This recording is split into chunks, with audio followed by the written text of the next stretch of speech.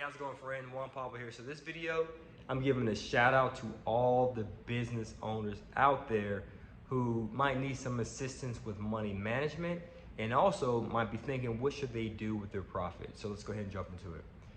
All right, so one of the books behind me is Profit First, right? And this was a very profound book for me, para mí, when I actually started my online business, and I had to learn how to manage my money properly. Because some of you, just like me, right? You might be a business owner in which you didn't have any formal business education. You didn't get an MBA. You probably didn't have a mentor or a model that you can follow to learn how to run a business. In fact, you just dove right into it. You just dove into that bad boy like in that water. You just dove into it, which is cool, right? And when you dove into it, you focus on maybe the two most important things, right? Marketing and sales. You got to put the word out there to get people interested, clicking and subscribing and knowing what you're about and so forth. Putting your name out there, you know, being loud. Hey, come follow me. Hey, come buy from me. Hey. And then you switch into sales. You know, you're getting a check. You're getting salespeople. You're making money, which is great. But the sad thing is, if you're just focusing primarily on marketing and sales, but you have little to no money management skills, even if your operations are airtight, you have great customer service, and you have great people working for you, all that money will go out the door. Just out the door, in the trash, in the trash. Why? Because you don't know how to manage it. And so you cannot expect God to provide you with more, with abundance, if you can't manage the little that you do have. You know, if you're unfaithful with the few, you'll be unfaithful with the much. If you're a good ruler over the few, you'll be ruler over the much. So money management skills is integral. Now, you might be thinking that, well, money management skills is having a QuickBooks account or any other bookkeeping software. Well, yeah, that does play a part. I do have QuickBooks, but I also have my old school, tried and true spreadsheet in which to list all income and expenses, balance transfers. I call it my financial tracker, and I use this thing like crazy, right, to make sure I manage my numbers. But what I really want to share with you in this video is some 5 simple steps that you can do to get your money right. All right, and then also what you should do with your profit as well, just to give you some ideas. All right, so let's dive into it. So one of the first things you need to do, if you haven't done so already, you need to have a business checking account, several, but this is the first step. One of those business checking accounts need to be an income account. So assuming you receive income, let's say you might have a merchant account like Stripe or PayPal, Square, or Authorize.net, or you might receive Zelle payments, or you might receive Cash App payments, or you might receive wire transfers. However you receive money, old school way, checks in the mail, like I do as a landlord, you know, I get checks in the mail. However you receive income, all that income should go into one account, in which you should label income account. This is the account where all money comes in, okay? Now, once you have that set up, you then want to go into step 2. The second account you want to have is and how can I say it this way? You want to have a tax account, okay? I'll just say tax account. Tax account is money you might pay for state taxes, federal taxes. If you have local municipality, if you have employees, you know, you might have to pay payroll tax, or if you have sales tax for your business, whatever taxes you have to pay, even for yourself, right? Because if you make a profit in the year, hopefully you do, knock on wood, right? You want to make sure that the business affords the expense that's required for your personal tax returns, okay, if you owe Uncle Sam some money. So you want to have a tax account, okay? The third account you want to have set up, so out of income, taxes, I like to do it a little bit differently than what the book says, so I'm just going to share with you my way through my experience, but again, you can do it your way and iterate as you go along. But I also like to have a payroll account because I have team members, right? And my payroll account, it pays me for my compensation. It also pays my staff for their pay, okay? So I have an income account, a payroll account. I also have an OpEx account. That's operating expenses. And I know other Business owners may label it software account as well. So pretty much it's just an account in which you pay out all the other expenses that doesn't relate to taxes or payroll, such as you might have an account with WordPress, or you might have an account with ClickUp, or you might have an account with ClickFunnels, or you might have an account with Just Call phone system, right? You might have GoDaddy, you might have WordPress, you might have many booking software, Acuity, you might have Schedule Once. You know, there's many different expenses you may have. Some that are one time, reoccurring monthly, reoccurring annually, reoccurring whenever, right? So you want to make sure you have another account for OpEx. And I also, if you run ads as well, let's say you do YouTube ads or Facebook ads, I also have OpEx in my marketing in the OpEx category as well, okay?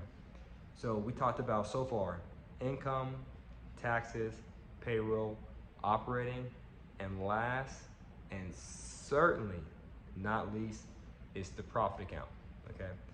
And let me touch a little bit on the profit account, because most people think this, they think this way. They think that profit is revenue minus expenses, or sales minus costs, revenue minus operating expenses. But according to Profit First, you actually want to reverse or rearrange what that equation actually means. It should be this: revenue minus profit equals cost. Huh? Yes. So if you receive $100 and you have a 20% profit margin in place, that's your target allocating percentage, or TAP. This is what you target to do. Your current allocation percentage as cap is what you are currently doing.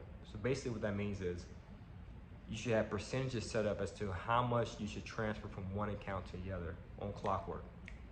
So what I do on the 1st and 15th of every month is that if I receive $1,000 in income, a percentage of that, let's say 20%, a percentage of that is automatically going to go into the profit account before I pay a single person, before I pay payroll, before that money goes into that profit account.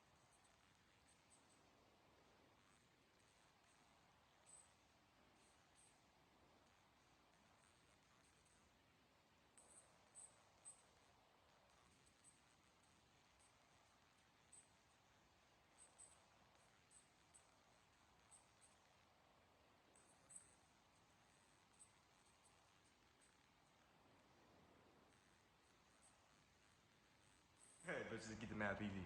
It's just $1,000. So what I do is half of that amount, 500, it goes to the business savings. Okay, so you can have a separate account elsewhere. Let's say all these accounts I just shared was with Wells Fargo, but you can have a separate account with Chase. Okay, and Chase will be for your business savings account. So 50% of your profit at the end of the quarter goes into savings. That's for a rainy day fund, or if you want to reinvest back into the business to grow it. You know, you need better systems, you need new team members. You want to do more marketing. You want to hire someone that can not a counselor, but someone to consult you. You can have that money there, and then the other half, the other $500, that goes into your profit, your pocket, right? Meaning that's what you can eat, you can consume. Okay. Now with the profit account, you can also use that for charity. So that's what I do personally with mine. So I make sure that my business actually ties, meaning if my business receives $1,000, my business is going to turn 10% of the bar right off the rip. Not don't wait until it gets to JP's hands and then JP turns 20%. That's compensation, right? Every single dollar that the business receives, a certain percentage goes into charity, point blank period. And I make sure that um, all the income that comes in and the transfers are made and payments are made on the 1st and 15th of every month, just like that. And that's what you want to do. That brings me to my next point. You want to make sure that when you have these accounts set up, again, all money goes to income. And then when the first comes around, from the 15th to the last day of the month, on the first, that's when you make your transfer. So you want to make sure you set up your percentages, such as I just gave an example, 20% goes to profit, 25% goes to payroll, another 25% goes to operating, some of the rest, 7% goes out to taxes, right? 5% sets to the fund, and then you also have some bonus compensation that you got to give on top. So you might say you might receive 15%, so that's $90 a month, and another 10% might go towards just keeping it in the income account. You know, if you need some help, just let me know. Just reach out, and I'll show you how to set all this stuff up. That's what I do with some of my clients. Just to, not, and it's not like hypothetical or let's just make some assumptions. No, it's literally that's how we do it. Just as time procedures. Okay, just really diving deep into the numbers. But once you do that, and like I shared on the first and 15th, that's when you make the transfers. You make the transfers. You make the transfers into the proper account. And then so once those accounts are done, let's say the quarter's over, and you make a profit, hooray, congratulations. What should you do in a profit? Well, I already outlined a few things you should do with your profit, right? I said tithe, give to charity, right? Other things I said, you know, you want to have it for business savings for a rainy day or to put in a business, but you still have excess profit left over. You want to, this is really just money you earn yourself, just on a daily basis, really. You put to investment wise. If you're thinking growth minded and also security minded, then you want to reinvest that capital into real estate. Okay, so let's say a quarter has passed and you made $100,000 profit. Then you want to take that 100K again after you, let's say this is the net profit. You know, after you paid your tithes and put money away for the rainy day, blah blah blah. Let's say you have $100,000 left over that you can eat, ball all out, make it rain if you want. No, take that money and put into a property so that way you can get two types of income: business income and passive income. And you want your massive income that you receive from your business to afford your passive income that you receive from real estate. Now, if you need some assistance with growing your business, let's say you're already six figures or you have an online business and you're trying to take it to seven figures, and you're also curious to know about how you can get started in real estate investing, how you can reinvest your earnings into applications like real estate so you have two-part passive income and massive income, then just check the link below in the description to learn more and just reach out to me so that way we can connect. As always, guys,